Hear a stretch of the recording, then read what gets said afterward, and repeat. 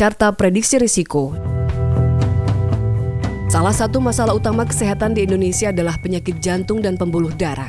Riset Kesehatan Dasar Badan Penelitian dan Pengembangan Kesehatan Kementerian Kesehatan tahun 2013 menunjukkan prevalensi penyakit jantung di Indonesia 7,2% atau 7 dari 100 orang menderita penyakit jantung. Sementara prevalensi penyakit stroke sebesar 12,1 per mil atau 12 dari 1.000 orang menderita penyakit stroke.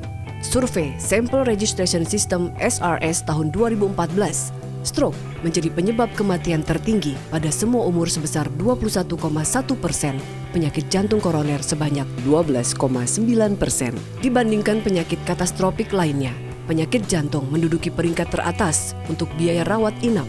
Data Badan Penyelenggara Jaminan Sosial Bidang Kesehatan tahun 2015 menunjukkan biaya rawat inap mencapai total 6,9 triliun rupiah. Penyakit jantung juga banyak ditemukan pada penduduk usia muda. Penyakit jantung dan pembuluh darah sebenarnya dapat dicegah dengan mengurangi faktor risiko seperti merokok, diet tidak sehat, kurang aktivitas fisik, dan konsumsi alkohol. WHO bekerja sama dengan International Society of Hypertension berhasil menyusun Carta Prediksi Risiko.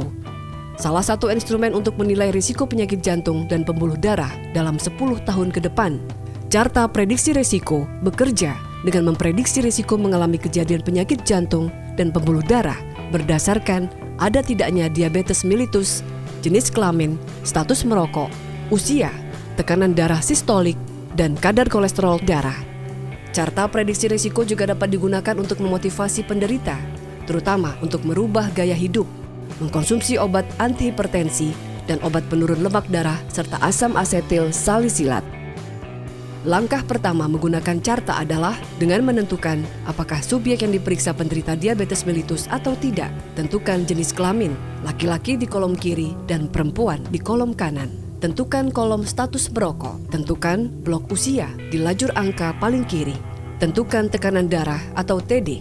Perhatikan lajur angka paling kanan.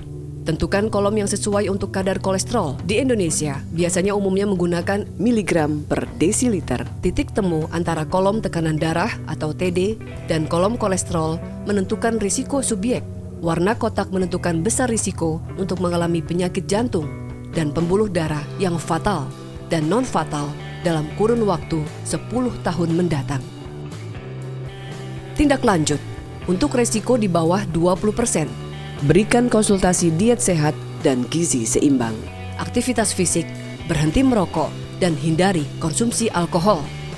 Jika resikonya di bawah 10%, penderita harus di-follow up dalam 12 bulan.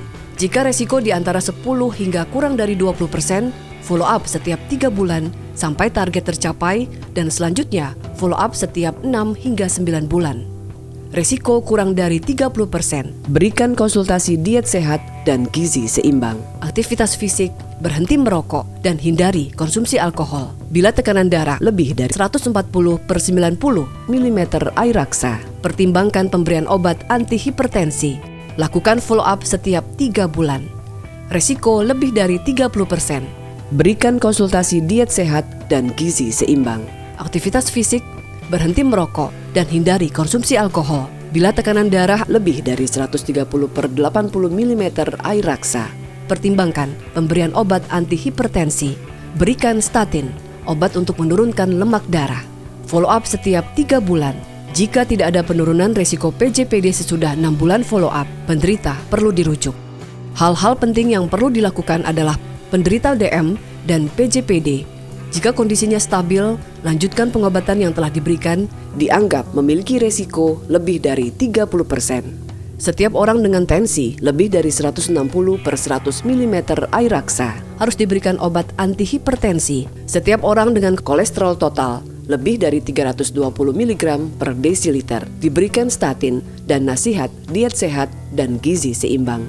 Jangan sediakan garam di meja makan dan kurangi makanan asin seperti ikan asin, makanan cepat saji, makanan kaleng, dan bumbu penyedap. Ukur kadar gula darah, tekanan darah, dan periksa urin secara teratur. Dengan menggunakan carta prediksi risiko, kita dapat mengetahui risiko PJPD lebih dini sehingga upaya pencegahan dan pengendalian lebih optimal yang pada akhirnya angka kesakitan, kecacatan, dan kematian karena PJPD dapat diturunkan. Sayangi jantungmu dengan perilaku cerdik. Cek kesehatan secara berkala. Enyahkan asap rokok, rajin olahraga, diet seimbang, istirahat cukup, dan kelola stres. Sayangi jantungmu untuk hidup sehat.